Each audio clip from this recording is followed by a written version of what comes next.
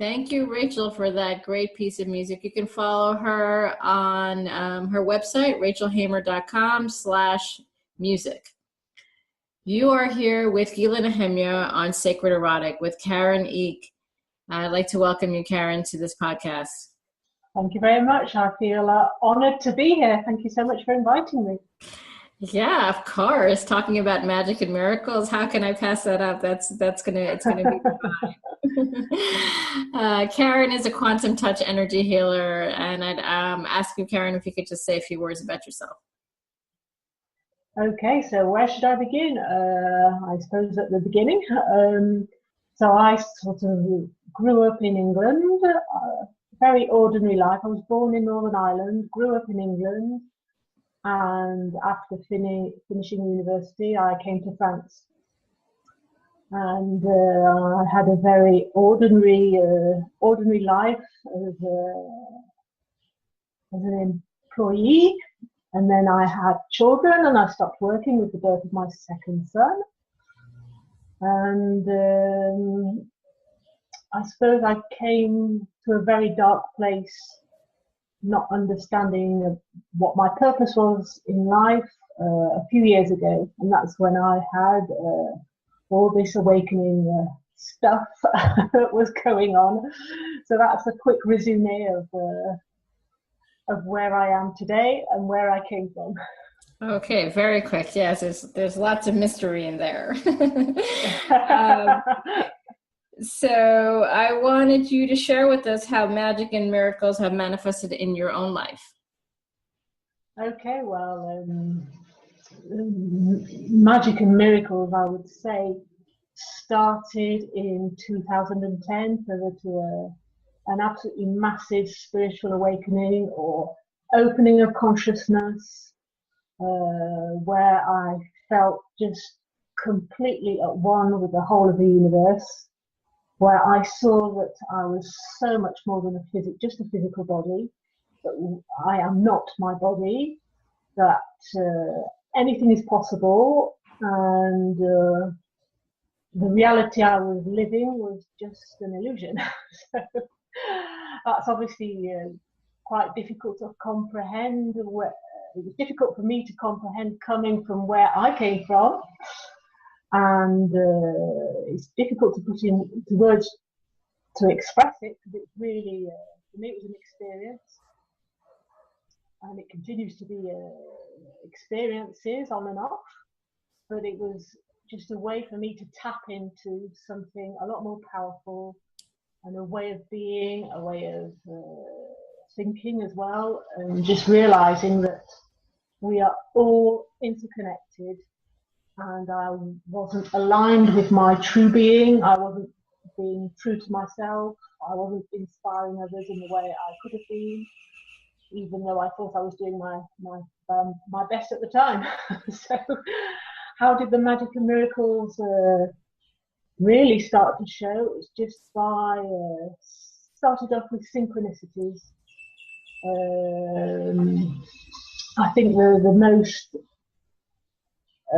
the first experience was just waking up and having this feeling of lightness, and feeling in quantum flow.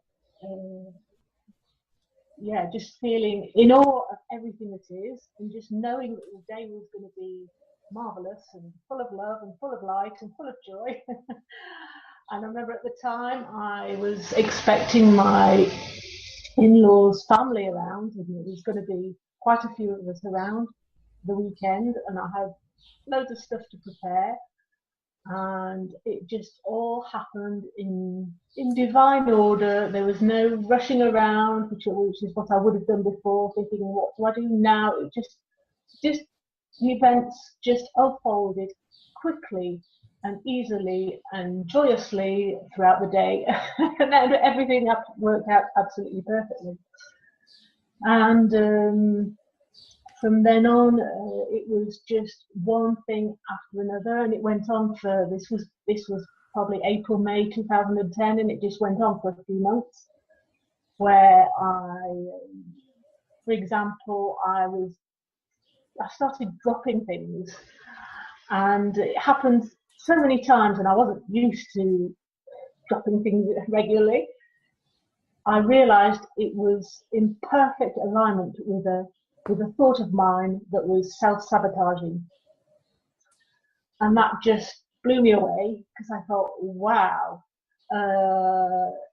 this energy that I'm sending out with my self-sabotaging thought is boomeranging back into my reality by dropping something that was breaking and tripping over things, and what's going on? It's just absolutely amazing. And synchronicities with numbers. A lot happened for me with numbers. Just seeing 1111 all the time, and 1212, and 333, and 444, whether it be in the middle of the night or in the middle of the day. And that was in perfect alignment with a thought that was healthy. And it was just guiding me along to the next step in my evolution. And it was just following this trail of magical experiences. There were so many more. I could be asking myself a question, and I'd switch on the telly at that moment, and the answer to my question came in a word. I remember thinking, I wonder how many times you can interpret the word times. I live in France, so I'm thinking in French. So in my mind, I was trying to find out how many times you could interpret it, and I switched the telly on, and there was murder at times in French is foie, and there's a place called Foix in France, and I thought, wow, I hadn't thought of that one. It was just, I thought, well, everything out there, it's as if everything out there is there to help me. And those are just a few examples. Like, could be walking down the street, and I saw a shop sign where the words on there were just answering a question. I could overhear a conversation where I could, hear people's words and think, that's what I needed to hear for whatever. I remember another example where I was driving home from school. My son was in the back seat, and he was trying to get me to drive quickly. He said, "Mummy, we can get it, to go through the green traffic light." And I thought, why is he saying this to me? Is this that he wants me to go faster, or what's going on? And that started off a whole load of synchronicities with traffic lights. When I was sitting at the traffic lights and they went red, it coincided with a thought that was stopping me. And how many times have I been in traffic jam and I realigned my thoughts with something that was more powerful, more empowering, and then suddenly the traffic jam disappeared, the traffic lights turned green, and so if I was loosening my thoughts, I was loosening my outside world. So that just blew me away, how, wow, we are just such powerful creators, as everything on the outside is a reflection of what's on the inside.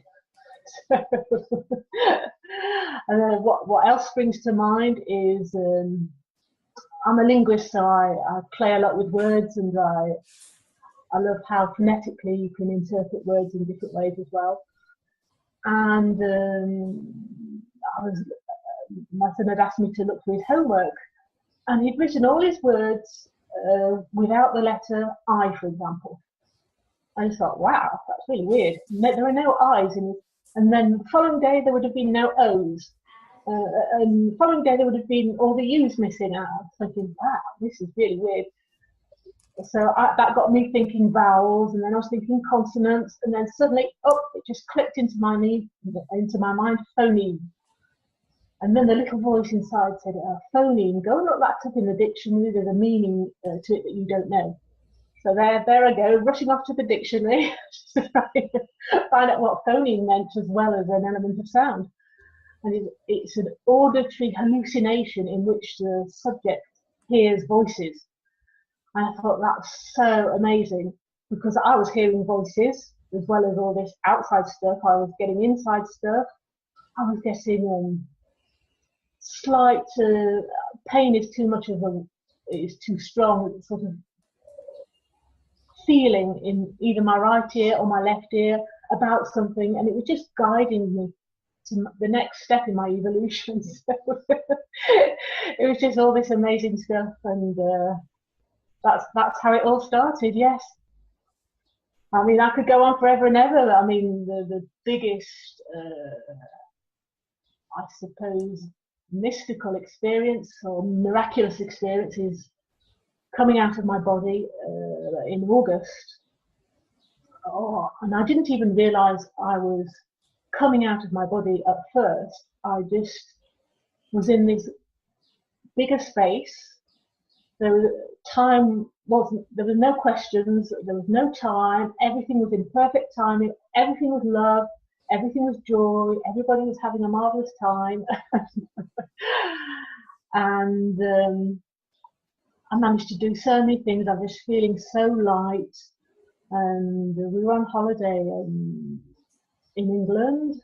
We'd stopped off at my parents' house on our way to Scotland, and I actually only realised that, wow, I was out of my body on the Monday morning. It lasted for 2 days, this experience. And on the Monday morning, we all got into the car to drive up to Scotland. And I had this physical feeling of coming back into my body. It was as if my consciousness couldn't fit back into my body. It was a real physical bump that I felt. And then I heard the kids starting to argue in the back of the car, and I thought, okay, I'm back here in reality. And what triggered me to come back into that space was, oh my goodness, I'm gonna die. Nobody needs me. And because we were all aligned, we were all so marvelously happy, and I just got scared. Nobody needs me, and boom, back into this 3D reality I came. Yes, but of course that all led to I was in a toxic relationship at the time. I didn't realise it at the time. You know, everything was okay at that point, and things got a lot better in my relationship at the time.